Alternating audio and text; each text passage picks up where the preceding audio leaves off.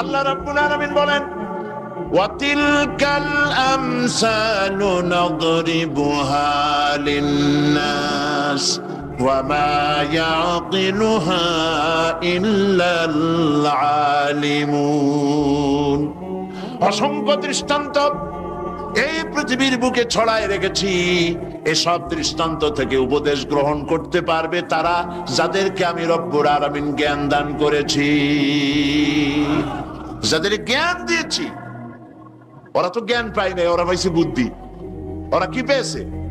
বুদ্ধি। আল্লাহ কোরআন শরীফে কোথাও বলেন নাই যে তোমরা আমার কাছে দোয়া করো, আল্লাহ আমার বুদ্ধি বাড়ায় দাও। আছে না এরকমের কথা? আল্লাহ কি বাড়াইতে বলছেন?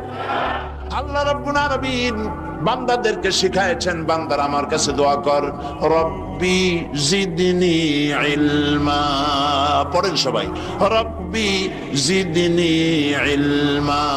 আয় আমার রব, আয় আমার স্রষ্টা, তুমি আমার ইলমকে, আমার জ্ঞানকে বৃদ্ধি করে দাও। বলেন সুবহানাল্লাহ।